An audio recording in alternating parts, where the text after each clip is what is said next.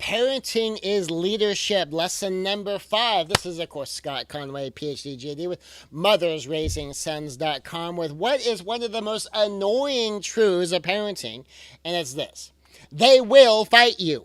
They go, why will my children fight me? I'm their mom. I love them. I only want what's best for them.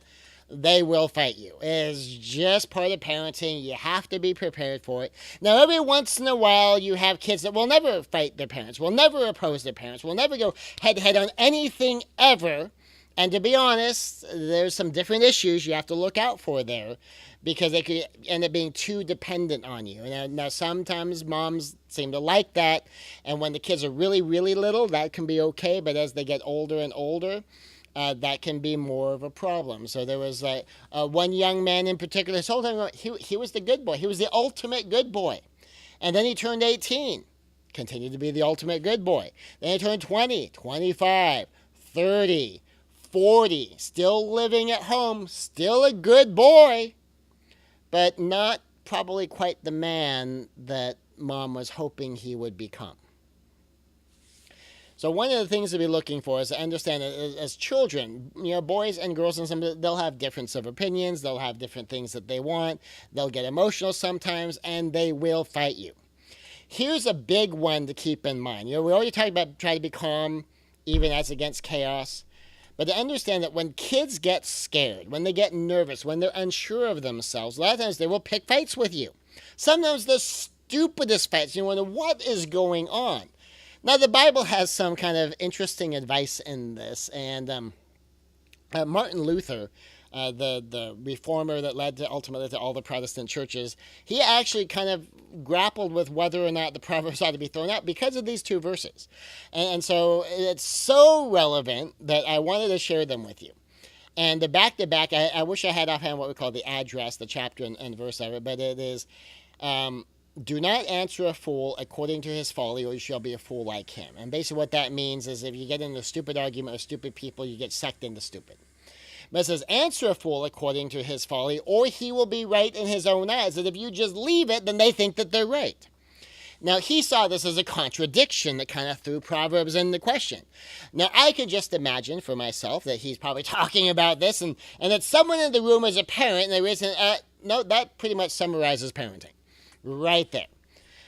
And what it is sometimes your kids will get into stuff, and at some level you have to get into it. But if you do, you get sucked into this childish fight. But if you don't do anything with it, then they think they're right. And so you have to do something about it, or they're going to think they're right. But then if you do something about it, you can get sucked into stupid. And so I thought it was kind of funny when I heard that story. Then, yeah, that sounds like parenting. And that was my explanation, is the reconcile of that is easy. Talk to a parent who's had arguments with their kids, and that summarizes it right there. But if you understand that every time kids get scared, anytime they get nervous, anytime there's a shift in life that makes them feel unsteady, they will fight you. They will want to fight someone, somewhere. What they're looking for is security. So if my kids feel unsure of themselves and they go head to head with me, and they're arguing with me over the stupid things, they're doing the meltdown thing, and they're going head to head, and sometimes making the dumbest arguments, the best thing I could do for them is win easily and casually without really having to get sucked into it. Because this is what that does.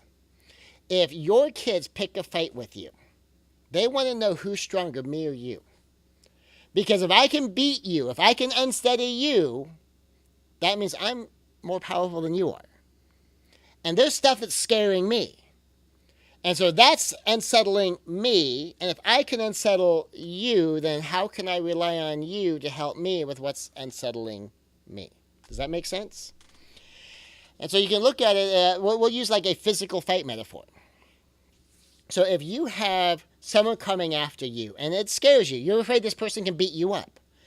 And so you come and you basically pick a fight with me, and you realize that you can beat me up. Well, if you can beat me up and you think that can beat you up, or you're going to have me come fight that for you. Of course not. On the other hand, what if then you pick the fight with me and you find not only do you not beat me up, but I can protect myself from you easily and casually, and you have the very clear certainty, even though I'm not hurting you, that I have the ability to do whatever level of harm I might want. Now do you feel confident that if that thing comes for you and I step between you and it, that you're going to be safe? Certainly you know that you'll be a lot safer than if you were standing fighting it by yourself. So that, using that physical metaphor, kind of helps you understand what goes on with kids. One step makes them nervous when they get scared. They want to know who can help me. And one of the first places they may come look is you. And they may pick sometimes the dumbest fights. And how you deal with it, how you stay calm in the midst of chaos, will show them your strength and your confidence and your wisdom and your insight. And that even the certainty and confidence you still have when you answer is, I don't know, let's figure that out. That gives them confidence in you. And that if you can win these fights calmly, if you can engage, so you're not just running and hiding from you, if you can engage and you can handle the situation easily, then that gives them faith that you can help them with the things that scare them. So when you can, that's a common mistake of chaos. Just understand they will fight you. There will be seasons. There will be phases they will go through. And anytime there's something unsettling them, expect the fight. And if you know it's coming and you're ready to handle it calmly, then you will earn their trust that you're the one that can help them. This is Scott Conway, PhD, JD, with mothersraisingsons.com.